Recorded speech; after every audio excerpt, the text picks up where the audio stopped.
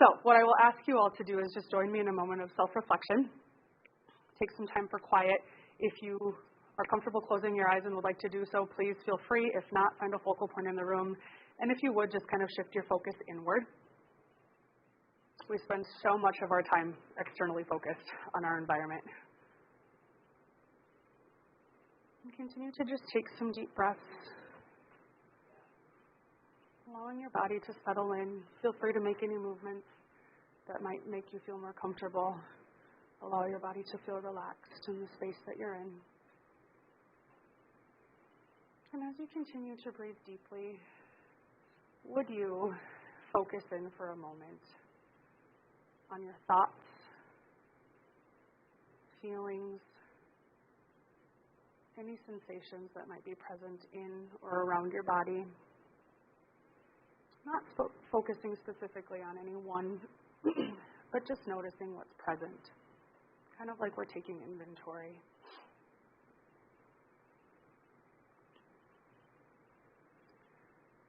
And if you would, then shift your attention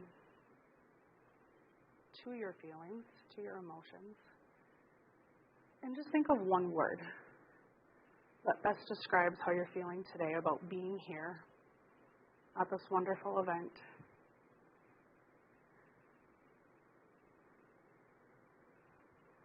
And once you've identified your word, feel free to slowly bring yourself back to the space that we're in. Open your eyes whenever you're ready. Allow your breathing to return to normal. Feel free to move your arms and legs if they need to be woken up a little bit. And just bring your attention back to this space. Okay. Thank you all for participating in that. Anybody care to share what their experience of that was like? Relaxing. Has it been a while since you felt that? That's often the feedback I get. Yes. I myself too. Sometimes even do those activities with clients in session and think, holy smokes, I might have needed that more than they did. Okay. I will ask that you make a mental note, or if you need to write down the word that you came up with, because we're going to use it later on in the presentation. So just hold on to that.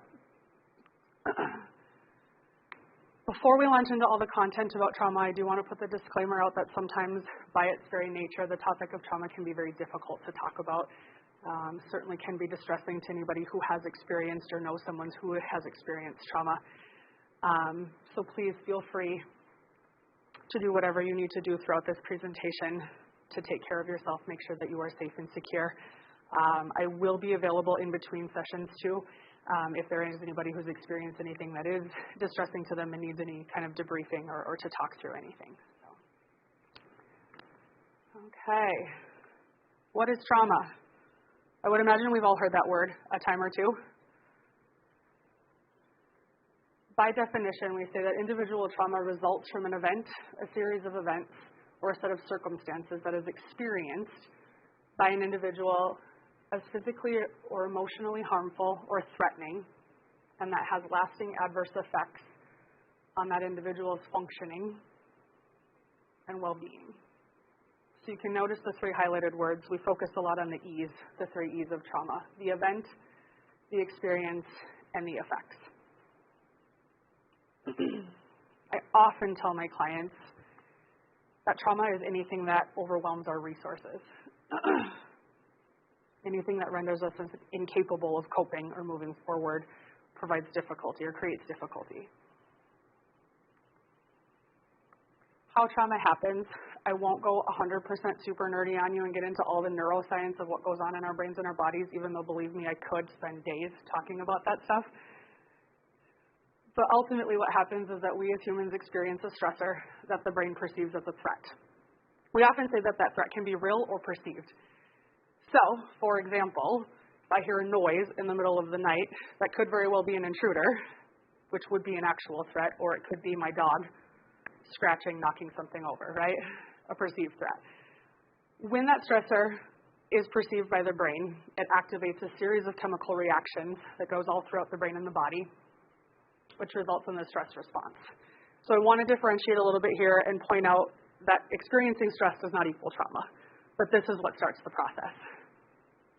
Typically, after the threat is perceived and the series of chemical reactions happens in the brain, there's a negative feedback loop that sends a message back to the higher centers of the brain and tells it, hey, crisis averted, there is no threat, we can calm down. When an individual, though, has been traumatized, that isn't the case. I'm going to share this video with you, one, because I absolutely love this clinician. I could listen to him talk all day. And I think it's kind of neat how he depicts what's going on in the brain during trauma.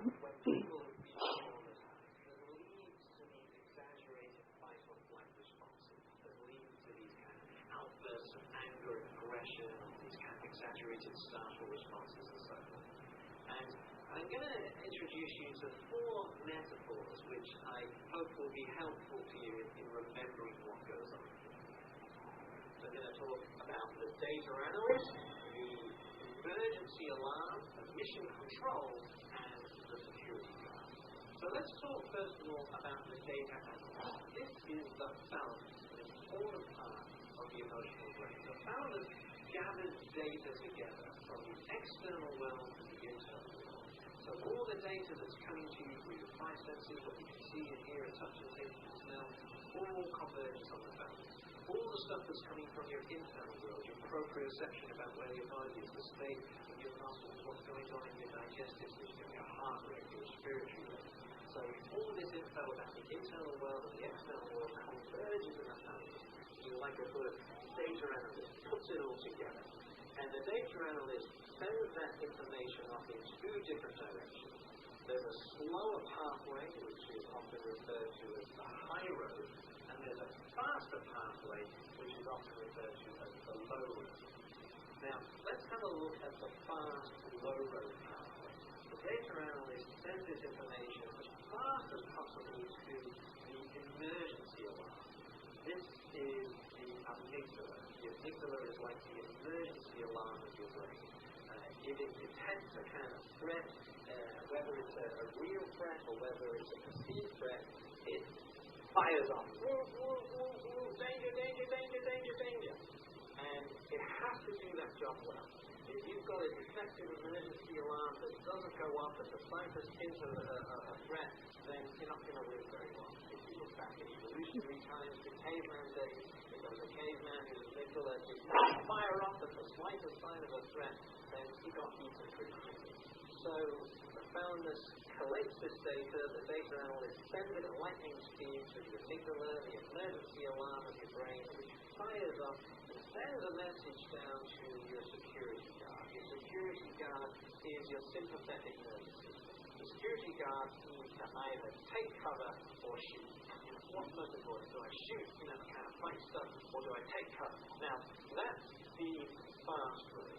That's often called the low road because it's using the lower parts of the brain. If we come back to Dan Siegel's hand model of the brain, the high road involves the parts of the brain that are closest to or part of the cerebral cortex. The low road involves the kind of lower parts of the brain neuroanatomically.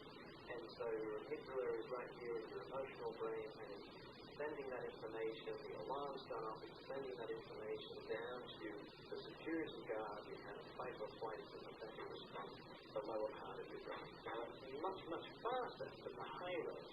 Basically, the thalamus sends this information at the same time to what we might call mission control.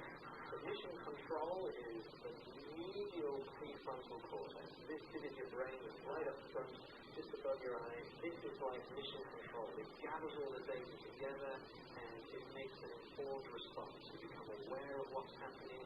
You can tap into different parts of your cerebral cortex and make an informed decision about whether or not this is a real, genuine threat that you need to take action on, or whether it was a perceived threat and you actually intend. So that's quite a few microseconds slower than the low road fast response. The amygdala, the emergency alarm, also sends information to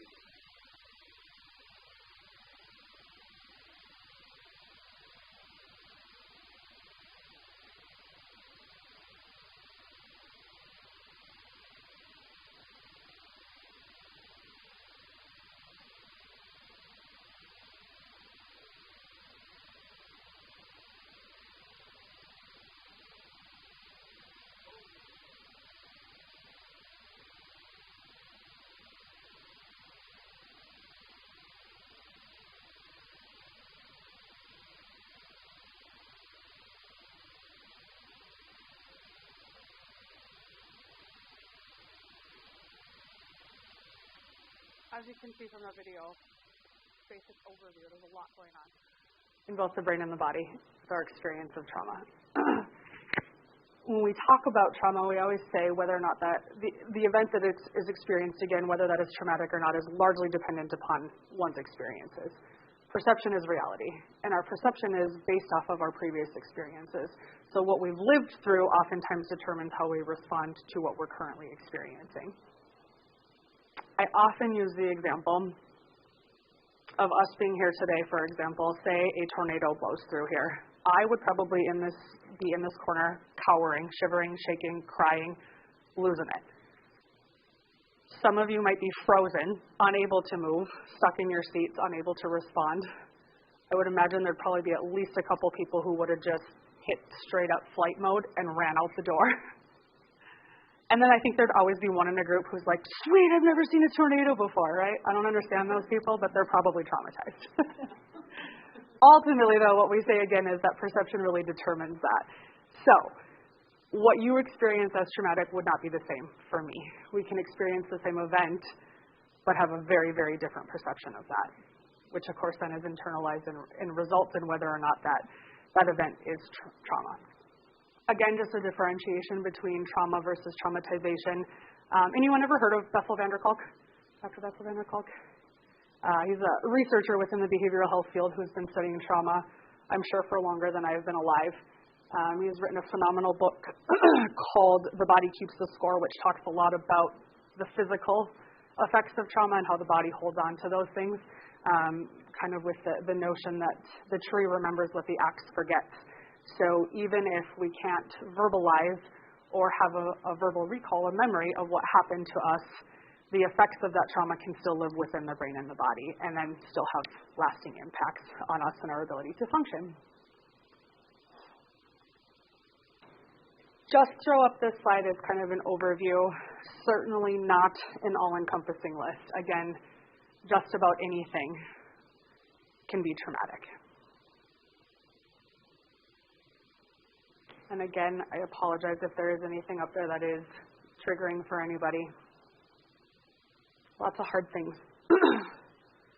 Anything else that anyone would add to that list that maybe I didn't think of?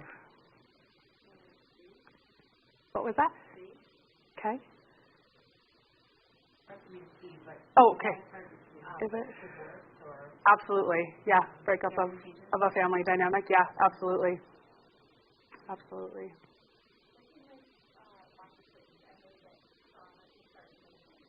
Yes.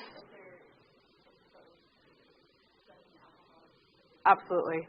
And really the kind of the forefront of the behavioral health field where we're at right now in treating, we're calling it complex trauma or complex PTSD. Fingers crossed this will be in the new version of the DSM, which will allow us to really expand the treatment of that. But yes, absolutely. We say that anybody who has had any experience in childhood has complex PTSD. So there's layers there, right? And a lot of times that the nature of that trauma occurs within those primary attachments, or relational trauma we'll often refer to it as.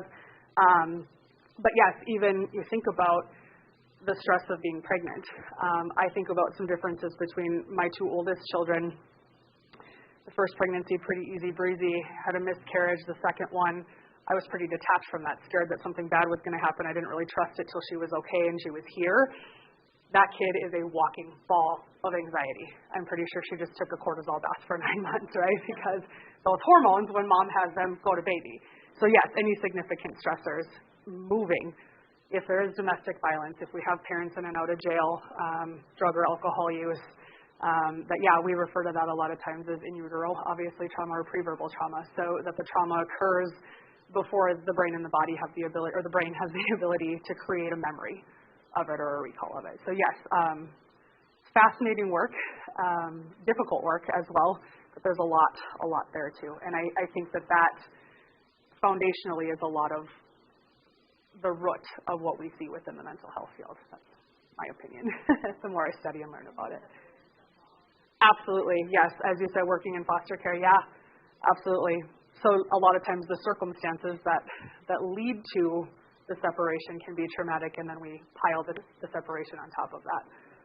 Lots of fear, lots of anxiety, uncertainty, stability, And really, again, when we come back to that definition of traumatization, right, of thinking of anything that overwhelms our resources, tiny people, no, I don't as an adult have the ability to cope with something like that, let alone someone like that. So, and then we've also seen a lot, of course, of research around the impact of trauma across the lifespan. If that trauma happens during childhood, when those brain centers are so busy developing, we see that trauma can actually change not only the function of the brain and how that looks throughout the lifespan and increases risks for a lot of different things like substance abuse, criminal behaviors, mental health issues, but also changes the actual structure of the brain too. Okay. Anybody else have anything that they would add to this list? Mainly with 2 to 5-year-olds in our program is the majority foster kids or low-income kids. Sure. So I think like the biggest thing I've seen in foster care, even this year, I think we have 8 foster kids in the class, and we're only 17. Okay. So that's a big percentage, though, right? Like when they get removed from the parents, but then they kind of juggle the two things. Like they remove them and come back to them, remove them and come back. And I think that causes a lot of trauma. Absolutely. Absolutely. Thank you for sharing that. And I don't know that we talked a little bit about racism. Lots of research, again, too, in recent decades about the impact of racial trauma, about poverty, lack of resource, lack of access to resources. And I would even say sometimes within those systems, right, these systems that are designed to help can sometimes be traumatizing or re-traumatizing. And I'll talk a little bit more about that later on when we talk about trauma-informed care. Again, just kind of a little bit of an overview. Those implications of trauma, certainly not an all-encompassing list, but we obviously see impacts on the brain, which houses our cognitions and our thought processes, our ability to function, everything driven by the brain function, as well as physically in our bodies, like we've kind of been alluding to here too, that response is a full system response to trauma. When we look at the prevalence of trauma, most studies will say that probably everybody at some point in time is going to experience something traumatic in their life. A lot of us, though, have the ability to process that, to work through that, to overcome. Maybe we need some assistance with that through therapy, through connection with other people or other resources or services, but that's not always the case either. The National Council for Mental Wellbeing suggests that 70% of adults have experienced a traumatic event and had lasting implications from that trauma. And then we also think about when that trauma impacts us as an individual, how does that show up in my work, in my home, in my relationships with other people, relationship with myself.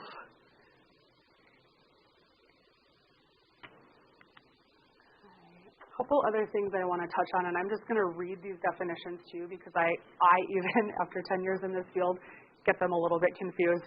But I imagine we can take a quick inventory. A couple of you talked about foster care, working in like an educational type system. Who else do we have in the room? What do you do? Why are you here at this conference today? Okay, so service providers. Okay. I was in the Dakota Center for Independent. Very good. Okay. Thank you for being here. Very good. Who are you? I'm with Mindful Social. Okay. Okay. Same. Okay. Very good. And foster care, you said? Primarily? Oh, that's okay. No, I just wanted to make sure I wasn't sure if that was your job or your role or your identity or how you wanted to express that. So, okay, very good. So all of us working in the helping professions, of course, we know are at risk as well.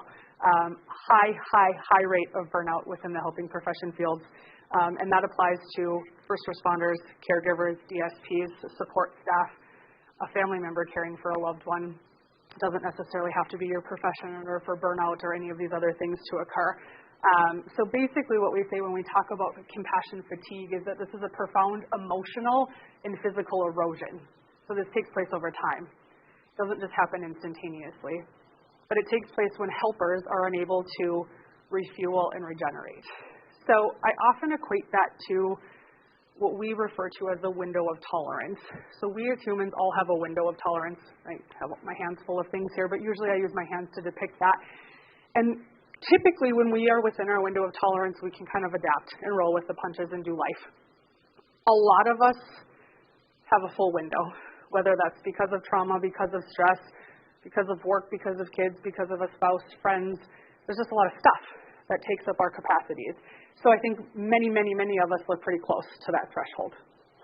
So it doesn't take a whole lot to put us outside of our window of tolerance. Anytime we're outside that window of tolerance, we're in what we call a dysregulated emotional state. Anytime we're outside of that window of tolerance, that stress response that we talked about previously, which is the fight or flight response that was alluded to in the video, is activated.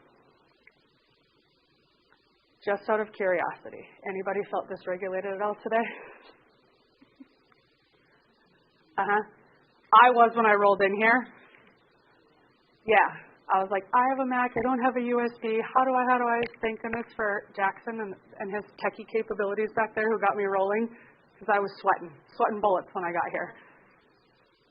Thankfully, though, I was able to take a deep breath, ground myself, and get back here. But that isn't always the case, especially when we are in these situations repeatedly, or when that is our life. So when we talk about secondary trauma, this is emotional duress that results when an individual hears about the firsthand trauma experience of another. It's the development of PTSD-like symptoms without directly witnessing or having been involved in a traumatic event. So typically, when we look at the diagnosis of, say, like PTSD, one of the criteria there is that the person has either experienced directly the trauma or witnessed it. So say the difference between being robbed or witnessing a robbery. Both of those have the effect to be equally damaging, of course, but this is just hearing about that. I often sometimes think of this as like an over-connecting. Anybody else in the room have kids? Those stories you hear about the little kids who get cancer, how do you not cry? I mean, like even talking about it, I'm like, ick, right? Secondary trauma, exactly what that is. We don't directly experience it, but we can go, oh, man, that's terrible. Yeah. So my daughter passed away when she was 6. She has okay. Oh, I'm so sorry to hear that. And so my 8-year-old, he witnessed, and he also he was with some of the medical journey. So I'm kind of like, because they're treating him. It probably is. Yeah. Yeah, absolutely. Probably a little bit of both. Absolutely. Yeah, and that's something I didn't mention too, that obviously, yes, when we talk about accessing services and how that can potentially be trauma, I have, of my, I think, 60 active clients, I think probably a handful of them have medical trauma. That's a significant.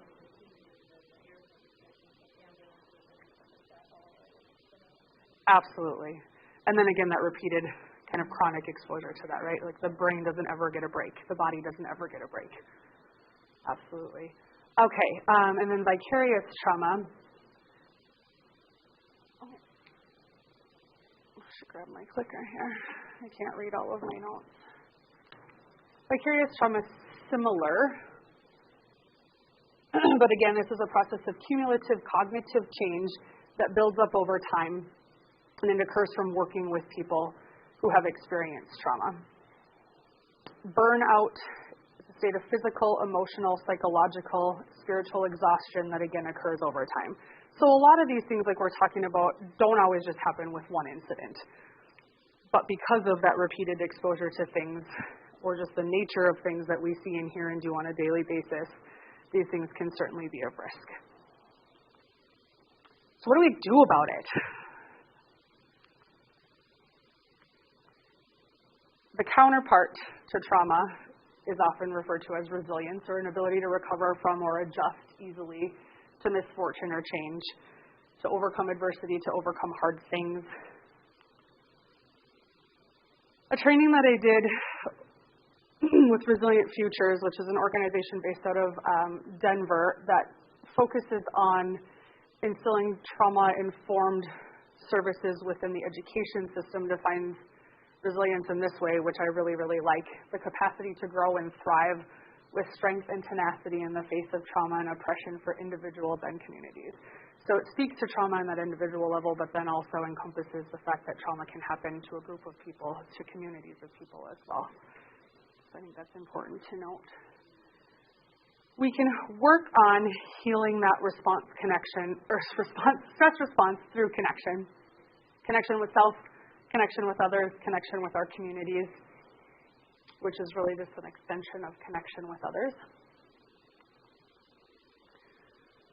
Part of how we increase connection with self, you got a taste of earlier when I had you just spend a moment internally focused. We increase our self-awareness of our own experiences. Have we experienced something traumatic? If so, how is that impacting us? What are we doing about it? Is it working? Or do we need some assistance? Self-care, I'm sure you've all heard of as well. Kind of a buzzword these days. I think a lot of us, I hear a lot in my office and conversations I have with people, I think it's often confused as being something that's luxurious, or it's an indulgence, or maybe even selfish, some people would say. I will argue that it is absolutely necessary to your mental health and your well-being. Self-care does not have to be those lavish trips to the spa or massages or pedicures, even though those are all at the top of my list, along with jigsaw puzzles, reading research, and coffee, because that makes the world go round, right? But it has to be blended. That's the only way I'll drink it. How about you guys? What do you guys do for self-care? How do you take care of you? I have scheduled massages every 2 weeks. I schedule it out for a year, so that way I know it's something I look forward to and I take time to do it. Beautiful. Yep. I'm amazed some people go, I've never had one. Like, oh, I know. I feel really sad for those people. Yeah, absolutely. But self-care can include things like paying attention to nutrition, right? Are we getting enough sleep, activity, exercise, taking time for mindfulness, kind of like we did earlier today, journaling, all kinds of different things. A lot of those things then, too, also increase our self-awareness and increase that sense of connection with self, too. Connection with others, I had to throw the puzzle picture in there because, like I said, I'm a self-proclaimed nerd. I do jigsaw puzzles like they're going out of style. The experience of trauma can often leave us feeling isolated or even betrayed, depending upon the nature of the trauma. It's often hard to connect with people. It's hard to trust, especially if somebody who we love or cared about hurt us, right? When we think about children being traumatized.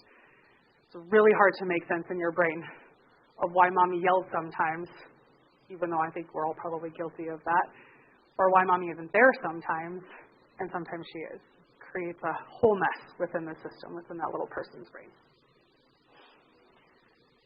So, when we connect with others, we build relationship. Helps create a sense of safety that's often lacking when we've experienced trauma.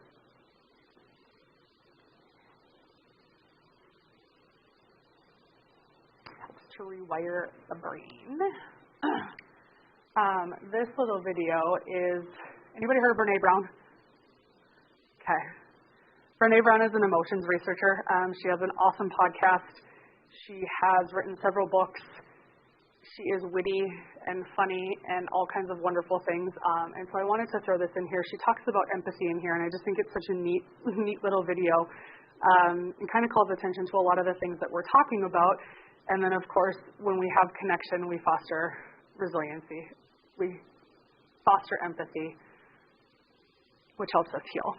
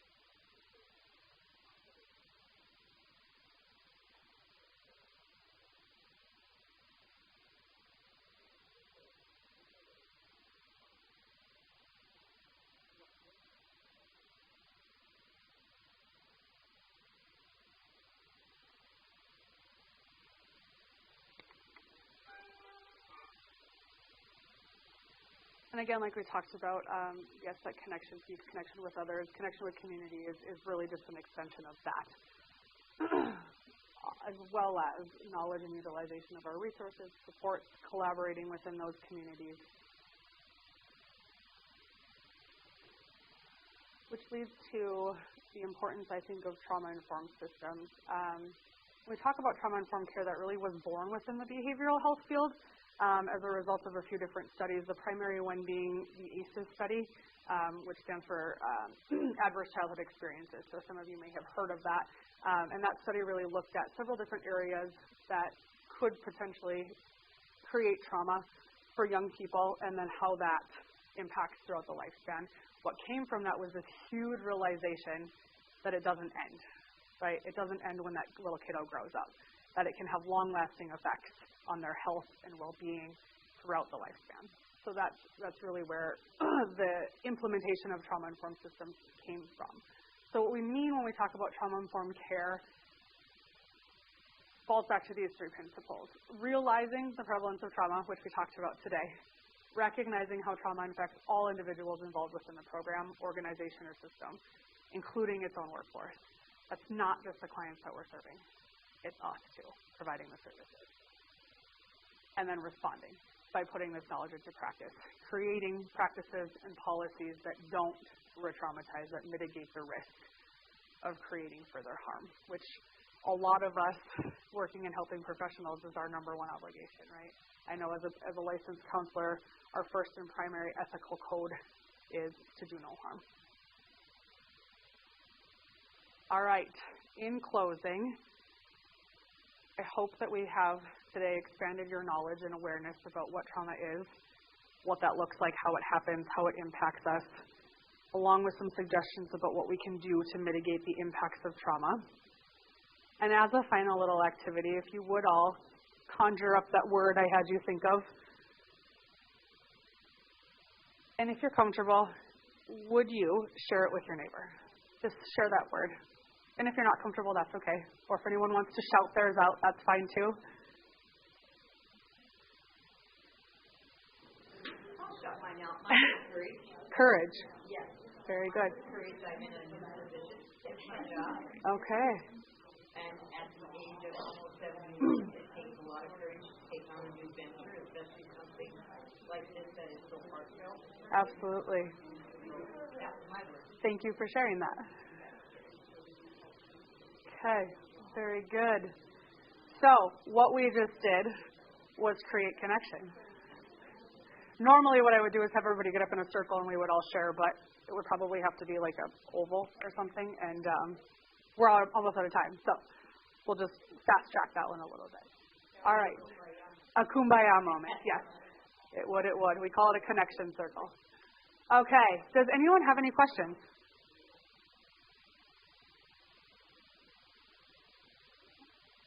All right. Well, thank you all very much for being here today, for your participation and your willingness to share. My contact information is here. If anyone has any questions that come up at any time, if anyone is feeling triggered or bothered by anything, again, if you need a briefing, I am happy to provide that between sessions here as well. So thank you all very much.